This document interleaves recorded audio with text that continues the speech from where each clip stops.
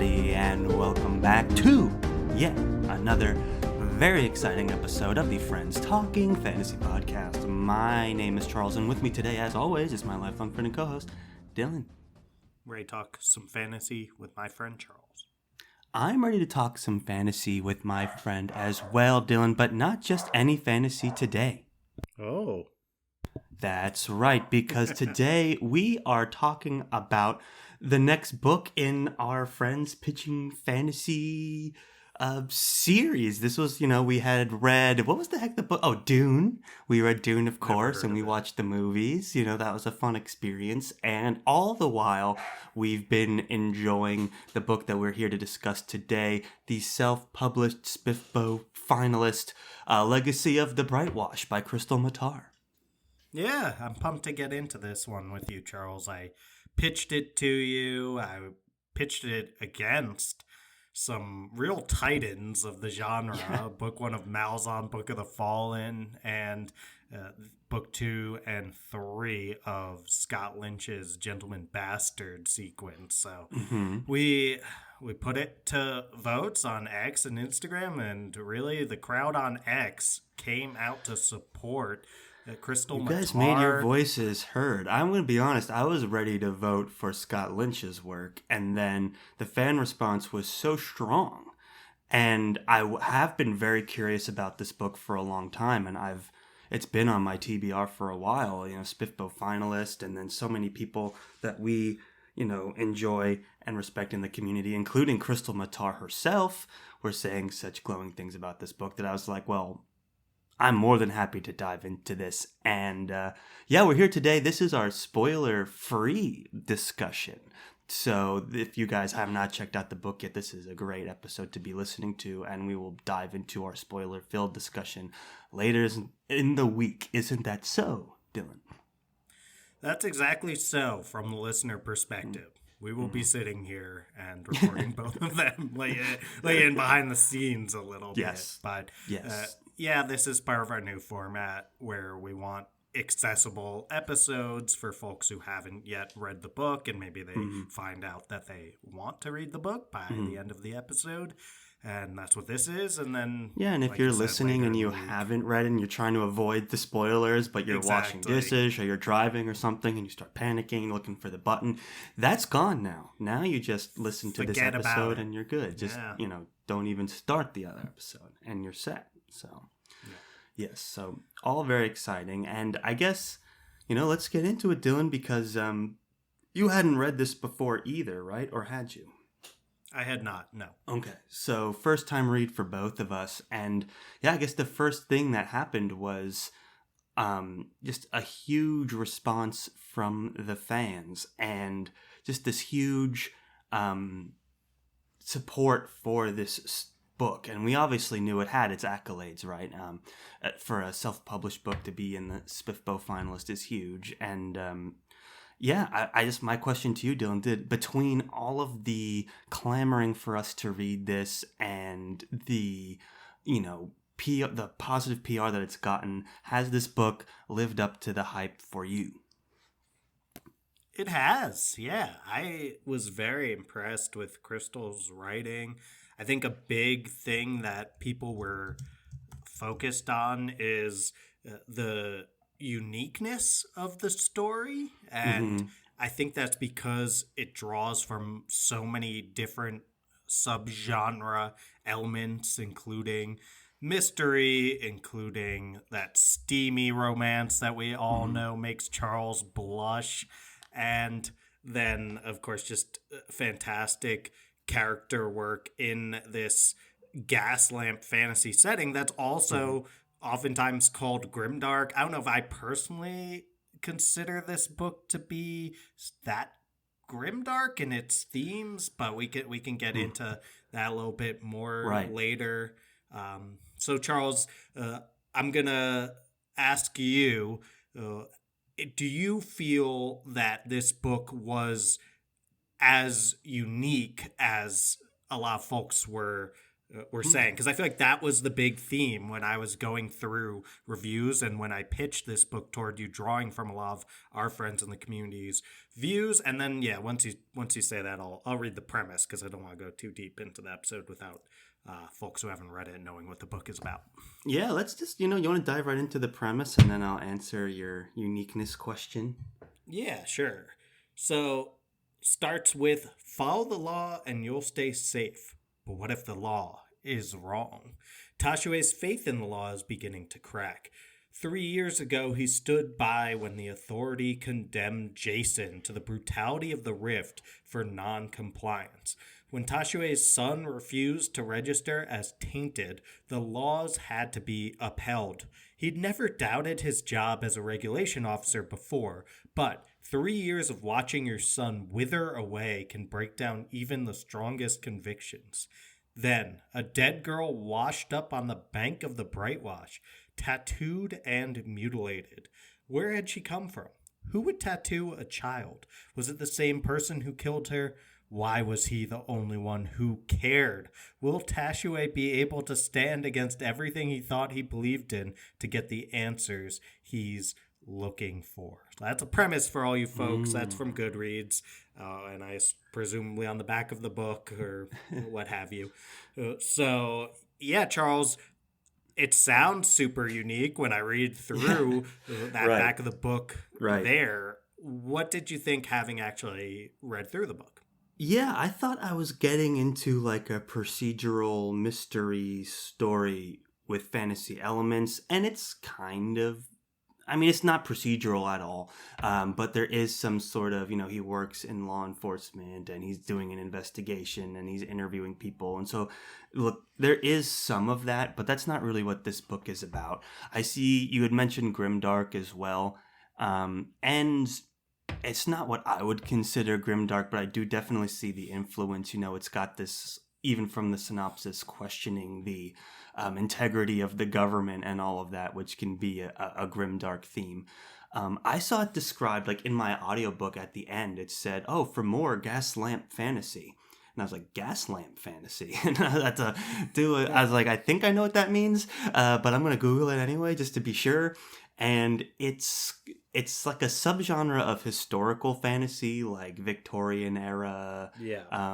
almost like steampunk, but not really, kind of fantasy with more of an influence on magic. And so I'm like, okay, and less on technology. So it's not steampunk at all. It's very much like this is a industrial revolution, maybe earlier Victorian era setting, and there's a lot of magic in this world. People can heal and do all kinds of other things. So, and people they're called tainted, and they have like magical abilities. So, yeah, there was a lot of different things going on, and I think the plot also, which we won't get too into, but the way that this book is written is or like the story structure, I would say, where it's like there's romantasy elements, but it's not a romantasy novel. So I think all the pulling in of those things creates a very unique story. So to the uniqueness question, I would say yes, it lives up to it 100%. Yeah, and I totally agree. Charles is where I'll start with it. It is interesting that the audiobook went the route of, if you want more gaslamp fantasy, here's where to go. Like, I don't know if that is the number one thing that I would focus on, is the gaslamp elements of it. I think that it's interesting. I always thought of more of the technology level as being what makes it gaslamp, and I guess a setting of like Victorian style, all that kind of stuff. But it's the steampunk comparison is kind of interesting. But I guess it would be around that same time of history, right? Right. Steam being a big influence on technology. So anyway, yeah, it's a really good book from the perspective of character work. I think that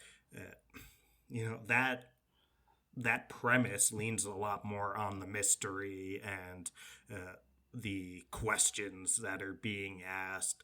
But I do think that those actually take a little bit of a back seat to the character development, especially when it comes to Tashue, but also the other main character in this book, which would be Stella.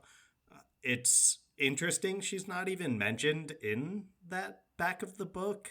I would say Yeah, she's a pivotal enough character that I would throw her in there. for But sure. And in her relationship romance with Tashue is is such pivotal. a central theme of this that you think you'd have both people in your kind of romance description, you know? Totally agree. Yeah, yeah, and so it's also an interesting scenario that it sets up where Mm. uh, even from the start of this book, like I don't think it's a spoiler at all to say this because it's just in their heads by the first time that they interact, which is probably like the second chapter or something, Mm. that both characters have feelings for each other. And they also are in this weird scenario where Tashue, as a regulation officer, is in charge of Stella's fate because Stella is tainted.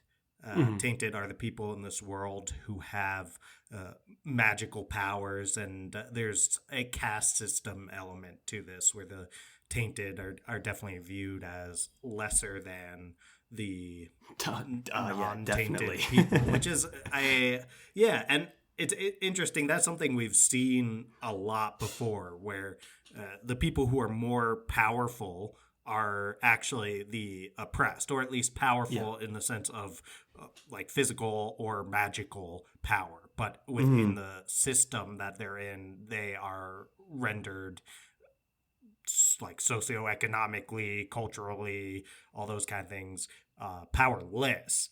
I would say that those kind of themes come up in N.K. Jemison's work, in the Broken Earth trilogy. It's a really common theme there.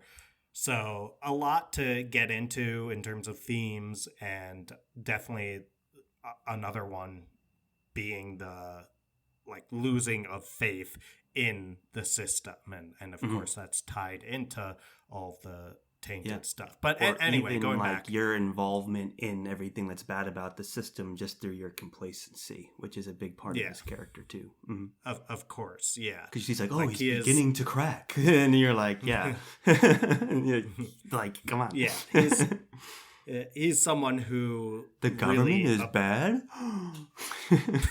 I, for one, am well, shocked. he's very from the D&D alignment sheet. He's very lawful good, Yeah. and that lawful element is oftentimes clashing with that good element for Tashue, Yeah. and Well said. he's gone to the extent where his own son has ended up in the rift, like this prison Oh, it ended that up like is he arrested him, pretty much. He like right. processed him. Yeah. So, I mean, he was probably getting processed anyway. But I anyway, mean, yeah, point he's being, following yeah, the but law. You know, it's like true. don't That's a register good your point, powers, Charles. you go to jail. That's the law. Yes. Law is good, Right. right? Certainly, every law has our best interest in heart, right?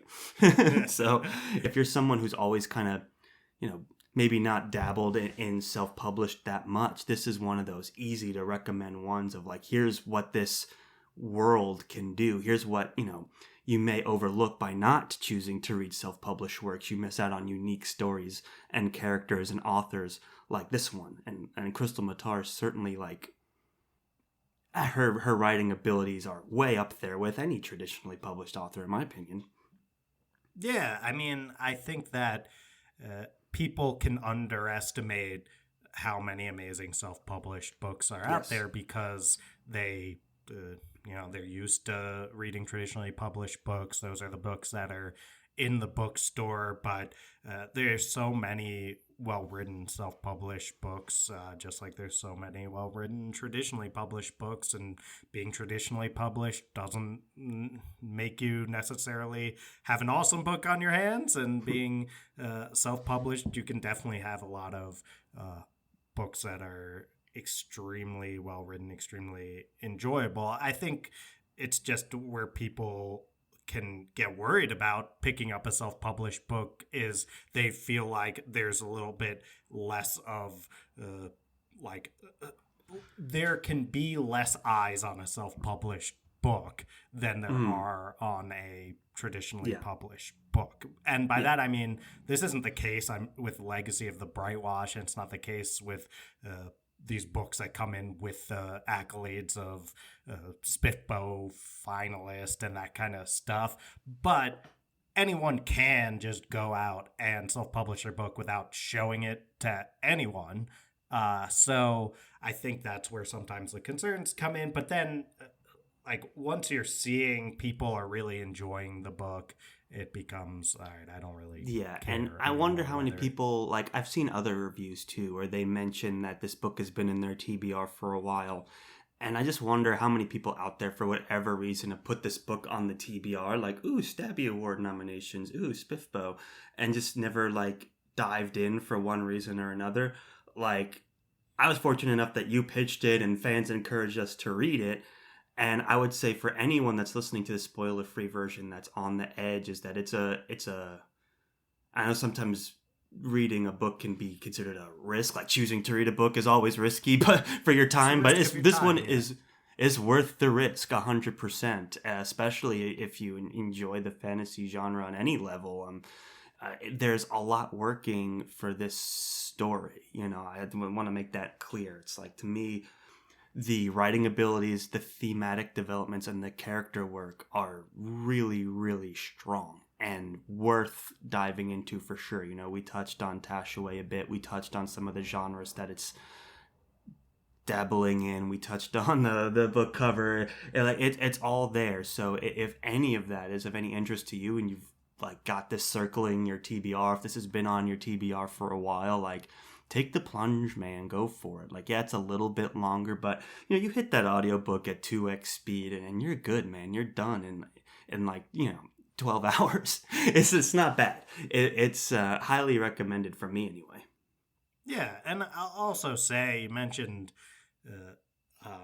some aspects of the self-published versus traditionally published bit there, and there's so many people now that are not even interested in going the traditional publishing route. Like it's not a thing where it's like, oh, any book that is self-published was like supposed to be traditionally published and then got rejected too many times and then they decided, oh, I'm just gonna self-publish this book. It's like some Mm, people are setting out with just the goal of I'm going to self-publish because for me and what I'm setting out to do, this is a better fit. And mm, I think a lot of times with these more unique books, they can be a better fit for self-publishing because you just have the control to do a lot more of whatever you want than mm. traditional publishing. So I think this one definitely benefits from taking that route, and Yeah.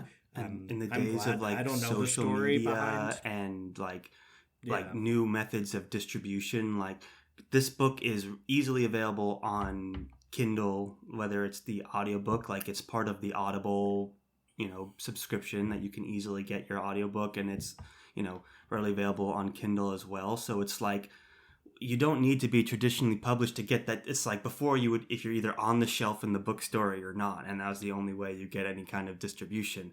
Now you can just have a following online and, you know, write an engaging story and people will find it and support it.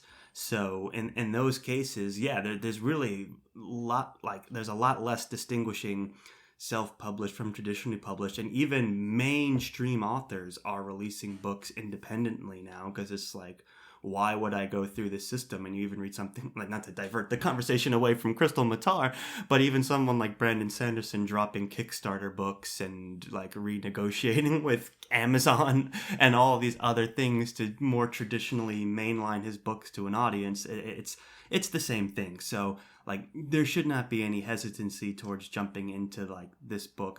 Like I can't even believe the like level of quality in her voice as an author here is so strong. Is this her first like self-published book, or has Krystle I think published? it's her first published book Wow. of any kind. I think Wow. we should I'm double gonna check. double check right now, I'm but it's pretty sure.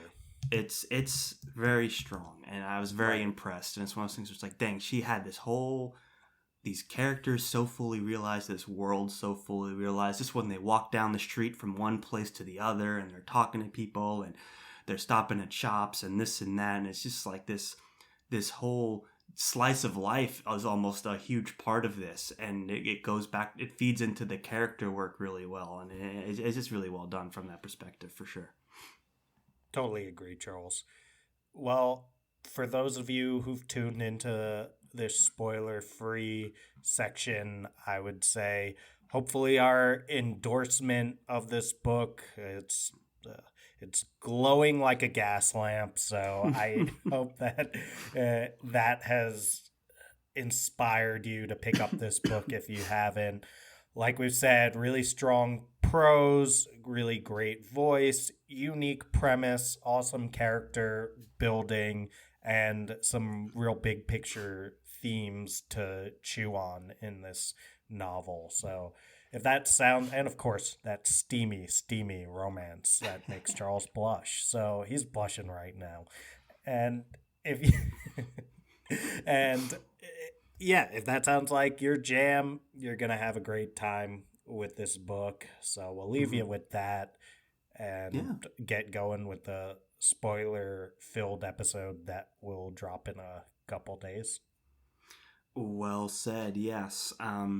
Not much more to add to that. Like I said, those are the strengths of this book, and it pulls on several different genres, so you're going to get a unique story as well. And I mean, guys, that mystery, you got a tattooed, limbless child floating up onto the beach. Like, come on, don't you want to figure out what the heck is going on there?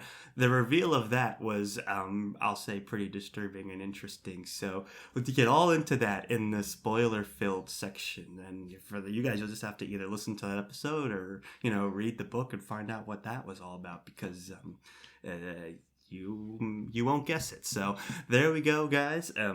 That's all we've got to say about that. Right, Dylan? There's nothing left to do but say ta-ta for now and jump into our spoiler-filled discussion, right? I'm not missing anything. Play that sweet outro music, even though we won't actually be listening to it.